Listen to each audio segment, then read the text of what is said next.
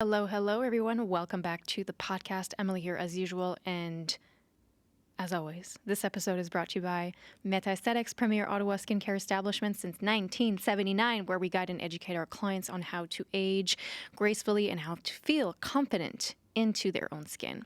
So, we are well into the summer.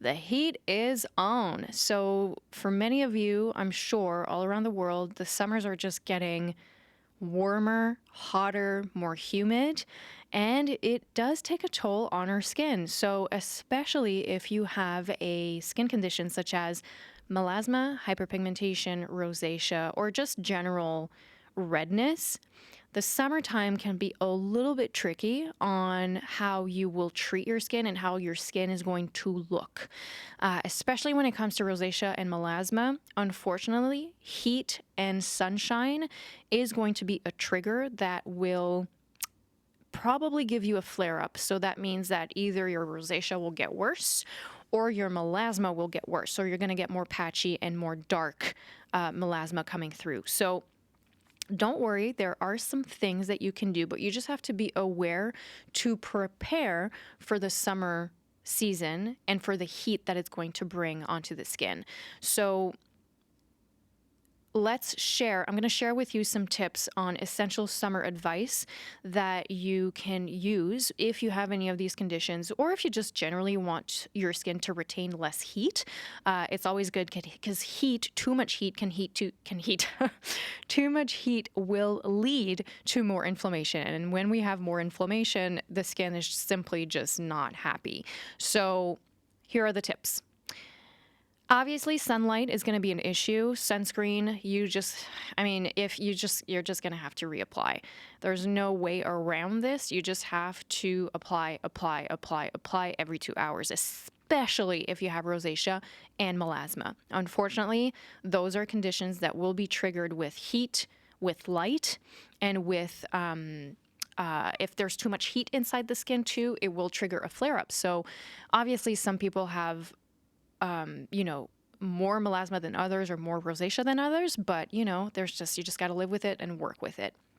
So just keep in mind, if you're listening to this and you don't have these skin conditions, but you still want to be aware, humidity will influence the outlook of your skin. I know that in the summertime, a lot of people will be less dry because the humidity levels are much higher. So we have that like super dewy skin. It's super moist and everything.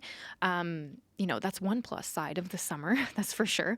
But number one, you just want to have your sunscreen habits on point. I'm super annoying. I know.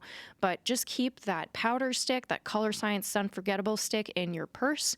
Bring it with you everywhere. Have it just beside your computer if you're working from home. That way you kind of see it and you do the same habits as if you were drinking water. Wearing a hat is going to be another very simple one. I've actually gotten into having funky hats, and now my hairline and my forehead gets so much less heat. And that really does help the skin, because every time you have a sunburn, guys, you're just promoting the chances of you getting a skin cancer, a melanoma, or anything that can be dangerous on the skin. So wear a hat. Keep your habits with your sunscreen super active. Another one is to keep it cool. So after your day in the sunshine, because, we all enjoy summer. We like being outside. We like spending time outside. But after the day, you want to keep your skin cool, because for some people, especially with the skin conditions that we mentioned earlier, you will retain that heat a little longer. Okay? So you're going to do ice cubes. You can put some ice cubes in in a little towel, and then you can pass the ice cubes for 10 minutes on your skin to lower the heat.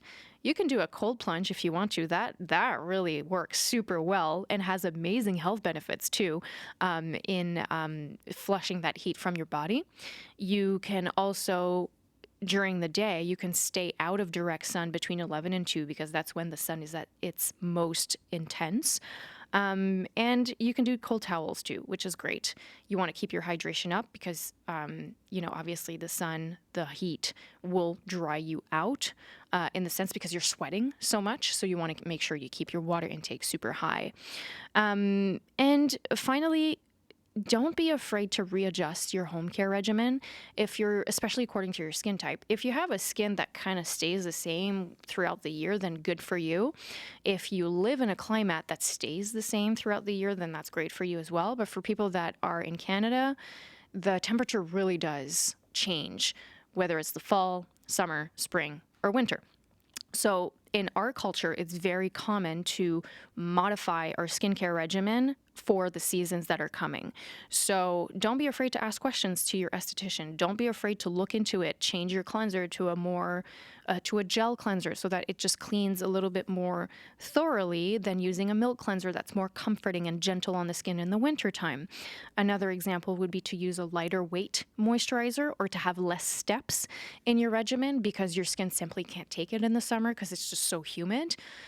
You can up your exfoliation. Like there's just so many things that you can do to keep your skin healthy in the summertime. But ultimately speaking, it's going to be careful in the sun. Like honestly, I know it's really boring of me to say, but that is the way that you're going to keep your skin healthy in the summertime. I have a lot of clients that have melasma, and every summer it's always like, whew, okay, we got to make sure that you're good with your sunscreen, that you wear your hats, and that you're be careful in the sun. Otherwise, your melasma is going to come out, and you just have to make your peace with it, you know?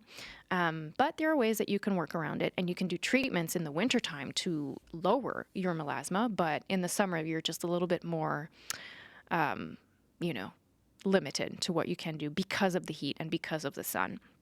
When it comes to rosacea, rosacea is not a friend of any heat either, but you have to keep in mind that with rosacea, anything that's going to trigger inflammation, even from like alcohol intake or spicy foods, will trigger some flare-ups in rosacea. Again, depending on the level of rosacea that you have, some people aren't affected by what they eat and others will, but it's something that you can keep in mind whenever you have a flare-up. Just take a look at what you ate, what you drank, and maybe you can say, okay, red wine, I know I'll get a flare-up and I'm okay with it, but I know it's a trigger for inflammation for my rosacea. So that's all I have for you guys today. I thought making a really short, quick one would be useful for the summer months that are coming ahead. So if you have any questions, feel free to reach us on Instagram at metaestetique, or just send us an email, hello@themetaestetique.com, and we'll be happy to help you out with your skin. We make customized 6-month programs for everyone that comes through our doors so we can help you transform your skin through the 6 months. So we will chat very soon. Reapply that SPF and take care.